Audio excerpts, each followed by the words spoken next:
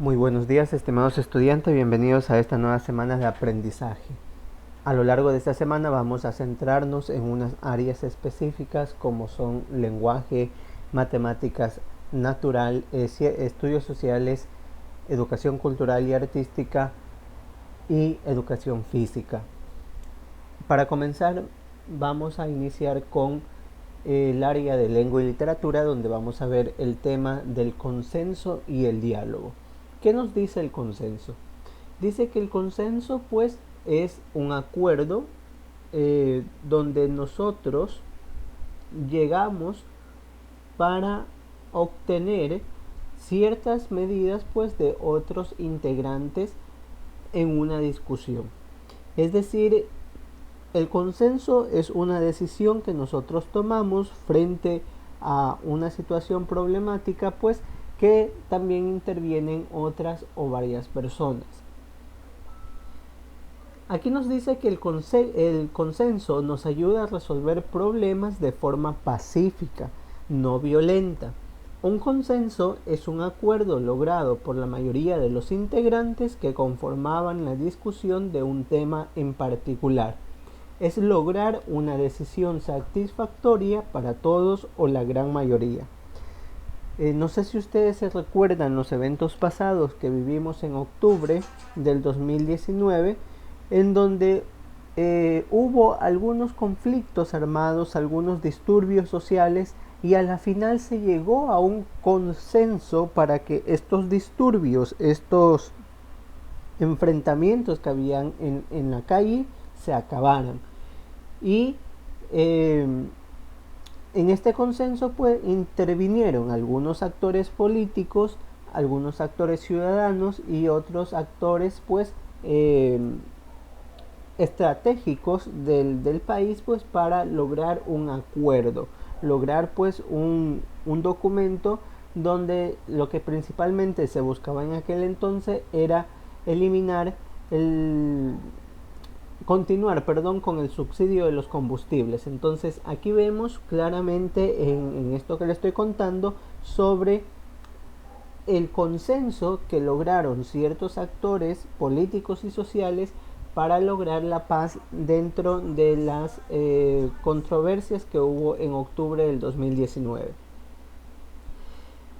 Dentro del consenso, para llegar a un consenso, para llegar a un acuerdo, se necesita el diálogo. ¿Cuán importante es esta palabra y esta acción para lograr pues que todas las decisiones, todas las acciones se cumplan de una forma pacífica, de una forma voluntaria y con el respeto pues que cada parte se merece?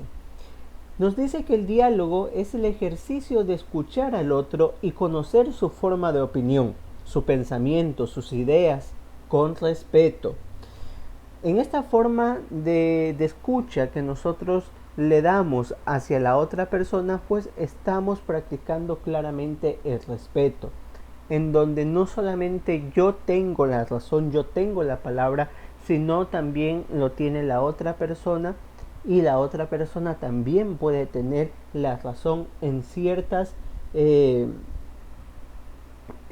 pensamientos o en ciertas acciones. Las personas que hablan se llaman interlocutores. Cuando yo estoy hablando con otra persona, los dos nos convertimos en interlocutores. Aquí se desprende pues el diálogo oral, que suele ser muy expresivo, puesto que al hablar intervienen los gestos, la entonación y la exactitud. En el diálogo oral intervienen cada uno de estos gestos pues y todos estos elementos que facilitan la comunicación. Yo con un diálogo gestual, que yo esté intercambiando las manos o esté hablando y moviendo las manos, pues puedo llamar más la atención de aquel que me escucha. De igual forma, si yo tal vez hago un contacto visual, también atraigo la atención de esa persona que me está escuchando. Todas las situaciones comunicativas en las que existe una respuesta de un interlocutor explícito es un diálogo o conversación. La semana anterior nosotros vimos este tema de la conversación y en sentido de esto pues viene el diálogo, que es como decir un aspecto más elevado o más formal que una conversación. Recordando que lo que dijimos la semana anterior, que la conversación puede ser formal e informal, el diálogo pues tiende por lo general a caracterizarse con un aspecto formal, en donde una persona me escucha, yo recibo esa respuesta y también doy una retroalimentación de aquello que he recibido. El diálogo es el medio más eficaz para transmitir nuestras ideas. Se utiliza además en situaciones espontáneas, como es el caso de un diálogo telefónico, o en situaciones planificadas, como por ejemplo alguna conferencia, alguna entrevista, entre otras actividades. Aquí vemos pues que también tiene ese carácter de informalidad, sin embargo, con una connotación mayor, en donde yo le puedo dar una retroalimentación a esa persona, ¿ya?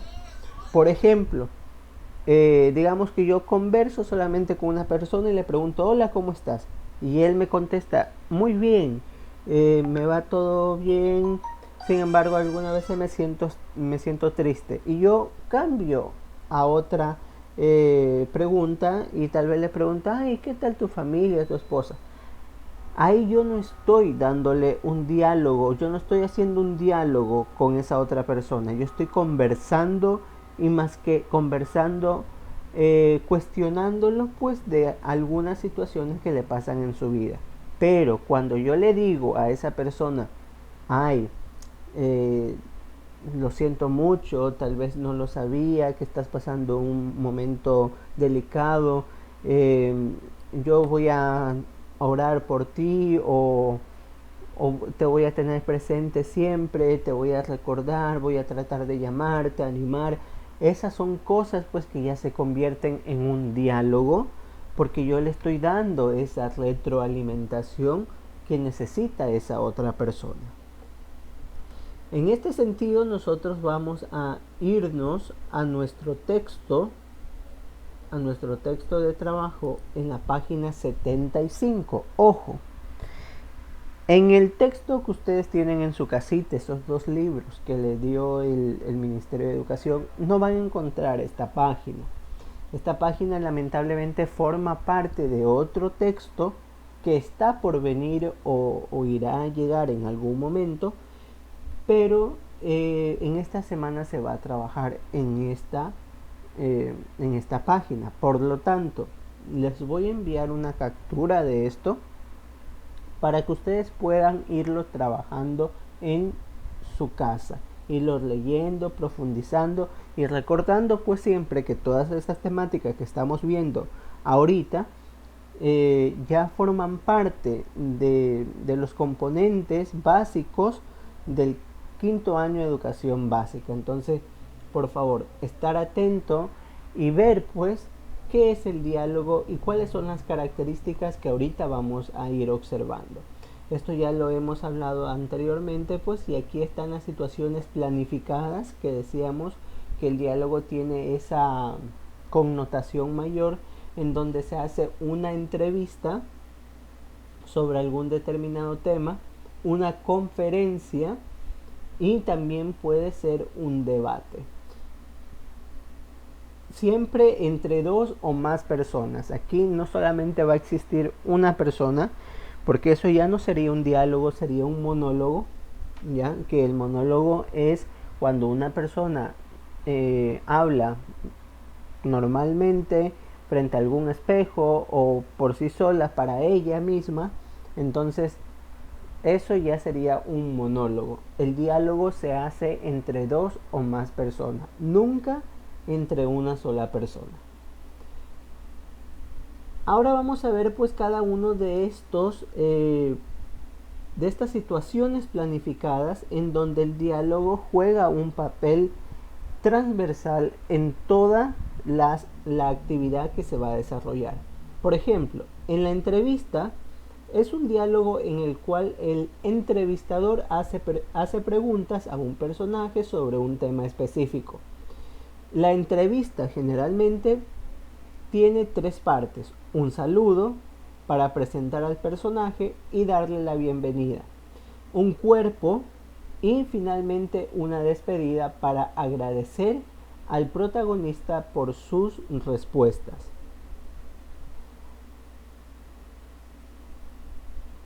Existen pues personas que, aparte de hacer una entrevista, como lo que yo le decía anteriormente, dan una cierta retroalimentación cuando ve que la información se requiere extender o se requiere ampliar, ¿ya? Y cuestionan algunas veces con otros tipos de preguntas que el entrevistador no estaba previamente planificado. Un buen entrevistador, dice, prepara con cuidado las preguntas que quiere realizar al personaje y también escoge el vocabulario de acuerdo a la situación e intención de la comunicación intención comunicativa de la entrevista. ¿Se acuerdan anteriormente que veíamos la situación y la intención? Tener presente eso. ¿Qué será la situación? ¿Qué será la intención? Cuando yo hablo, cuando yo me expreso, cuando yo dialogo con otra persona. Y de esta misma forma, pues se convierte en una conferencia cuando ya el entrevistador, pues, el protagonista da una charla o un mensaje sobre un tema específico a un grupo determinado de personas. Y también se convierte en un debate, pues, cuando en ese momento, en esa situación, se generan preguntas adversas al tema o controversiales al tema, pues, que requieran un desequilibrio y generen en el protagonista, pues, una explicación profunda, bien sea refutando sus afirmaciones o negando, pues, aquello que ha mencionado. Por favor, leer bien esta página, la página número 75, porque en esto vamos a trabajar en el cuadernillo de trabajo, en la página número 68 y 69. Importante pues que estas páginas también no forma parte de su libro que tienen ahí en la casa, sino es que forman parte de otro libro pues que estará por llegar. En la página 68 usted va a encontrar el diálogo y sus formas. En el diálogo y sus formas, ahí ustedes pueden observar un diálogo, una conversación entre dos personas acerca de unas herramientas de una ferretería. Entonces, leer bien este diálogo que hacen estas dos personas, comprenderlo, porque en base a esto pues vamos a trabajar lo siguiente. Entonces hasta aquí termina el diálogo y acá pues ya vienen las actividades que tiene que realizar. Primero, transformo el diálogo del caballero y del ferretero en diálogo indirecto, es decir, lo narro sin incluir los diálogos textuales. Lee el siguiente ejemplo y continúa. Un cliente entró en una ferretería saludando muy efusivamente. El ferretero le contestó sin mucho entusiasmo, haciendo una leve venia. ¿Qué va a hacer aquí? Aquí usted pues va a contar la historia sin necesidad de decir lo que mencionó el cliente o el ferretero. Entonces, usted va a seguir contando la historia. Por ejemplo, aquí se queda el ferretero pareciendo entenderle, le dijo que lo que él buscaba era un aparato. Y puede ser que la lectura me diga que ese aparato pues ciertamente no se encontraba ahí, de ahí el cliente pues tuvo que avanzar a otra ferretería y así siguió buscando. De esta forma nosotros vamos a seguir completando la lectura, pero en base a lo que nosotros entendamos acá arriba. Lo que mencionaba anteriormente es en forma de ejemplo. No necesariamente debemos de realizarlo así, pero es ejemplo y continuando pues según lo que nosotros entendamos. Eso lo colocamos aquí. En la actividad número 3, nosotros ¿qué vamos a hacer? Vamos a realizar la descomposición del diálogo, pero especificando aquello que dice el caballero y aquello que dice el ferretero. Solamente lo que él dice. No vamos a incluir el diálogo del narrador. Por ejemplo, había una vez aquel ferretero que dijo. Eso yo no lo voy a poner, solamente lo que dijo. ¿Y qué dijo? Buen día. El caballero, y le contestó buen día señor el ferretero. ¿Ya? Entonces, para esto vamos a ir a revisar nuevamente nuestro texto y vamos a encontrar de forma implícita y explícita también cada uno pues de las frases que menciona tanto el caballero como el ferretero, para ir colocándolo debajo en secuencia según corresponda. Por ejemplo, aquí dice buen día, saludo del caballero. Entonces esta palabrita buen día yo la voy a colocar acá. Aquí ya está. ¿Y por qué la coloco ahí? Porque fue el caballero que me dijo buen día. Ahora, acá abajo dice buen día señor, respondió el ferretero. Entonces yo me voy abajo y coloco acá buen día señor, que aquí ya está. ¿Por qué? Porque eso fue lo que dijo el ferretero después de haberle contestado los buenos días al caballero. Y luego continuaron su diálogo. ¿Qué le dice? Deseo comprar uno de esos aparatos que se colocan en las puertas y que hacen que se cierren solas, exclamó el caballero. Entonces, ¿qué vamos a poner? Vamos a poner todo esto. Deseo comprar uno de esos aparatos que se colocan en las puertas y que hacen que se cierren solas. Entonces, eso lo vamos a colocar aquí donde dice caballero. Acá dice, ya veo señor, usted quiere un aparato que cierra automáticamente las puertas, dijo el ferretero. Entonces todo esto lo vamos a colocar pues acá donde dice el ferretero, ¿ya? Ahora volvemos y el caballero le responde, perfecto. Desearía un modelo que no fuese demasiado caro. Entonces usted escribe la palabra perfecto y seguido pues desearía un modelo que no fuese demasiado caro. Entonces usted se va acá abajo, pone perfecto en caballero, desearía un modelo que fuera un poco más claro, y va a continuar de esta forma con el ferretero nuevamente, con el caballero, con el ferretero y nuevamente con el caballero. De esta forma pues va a realizar el taller de la página número 69. Recuerde que este taller usted no lo tiene ahí en su libro, no existe la página 69. Eso está en otro libro de quinto año de básico del año pasado. Si usted tal vez tiene un hermanito que estuvo en quinto, puede tomarlo de ahí y buscar la página número 69.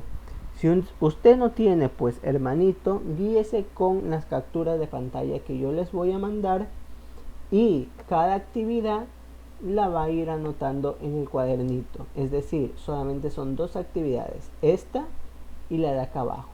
Toda esta lectura no es que me la va a anotar o a copiar, no, usted solamente lo que va a hacer con la lectura es a leerla y a reflexionar sobre lo que ella dice para contestar así pues la actividad 2 y la actividad número 3. Y pues para finalizar en este día pues vamos a realizar estas actividades que nos mencionan aquí, especialmente la 1 porque la 2 y la 3 ya la hemos ido explicando ahorita. ¿Qué nos dice la 1? Vamos a construir consensos en familia. Para ello daremos 8 pasos. ¿Qué vamos a hacer? Vamos a construir esos consensos, pero para realizar este trabajo, esta práctica, vamos a tener que ejecutar 8 pasos. Primero, escribir en una en una hoja la palabra consenso. Vamos a plantearnos una solución, primeramente un problema, y a este problema le vamos a dar una solución. Luego vamos a solicitar a los miembros de nuestra familia que frente a este problema, a esta problemática que yo me he planteado, por ejemplo, el cambio climático, por no decir otra cosa, le vamos a solicitar a cada miembro de nuestra familia pues que proponga 5 ideas y nosotros las anotamos. Vamos a hacer que ellos hagan 5 ideas y vamos a ir pues anotándolas, estas ideas que ellos nos entreguen. Ahora nosotros vamos a seleccionar estas ideas, vamos a mezclarlas y vamos a ver las que se parecen una de las otras para irlas pues acomodando en una sola. Por ejemplo, si en nuestra casita hay papá y mamá, entonces vamos a solicitarle 5 ideas a nuestra mamá y 5 ideas a nuestro papá. Puede ser que los dos digan, por ejemplo, nuestra mamá diga que no tenemos que tirar basura referente al cambio climático, y nuestro papá diga que no debemos de arrojar desechos. En la primera que dijo su mamá, no debemos tirar basura, y en la que dijo su papá, no debemos arrojar desecho, son similares. Entonces esas las unificamos, ¿ya? Para que la lista pues no se haga de 10, sino menos cantidad de ideas o de sugerencias. Luego de esto pues vamos a pedir nuevamente a las personas que han participado de esto pues que elijamos de entre todas esas ideas la más importante o la más sobresaliente. Luego que ya han elegido, han votado tal vez democráticamente, o como solamente son 2 personas, pues habrán ya decidido de la mejor forma cuál va a ser la idea ganadora o cuál es la más relevante, pues, y si resulta que la idea que salió ganadora es de su mamá, ella pues tendrá que explicar de cómo va a desarrollar esa idea. Y si resulta que es ganadora de su papá, va ella a tener que explicar cómo desarrollar esa idea, ¿ya? Ejemplo, digamos que yo ponga lo de la recolección de basura y salgo ganador.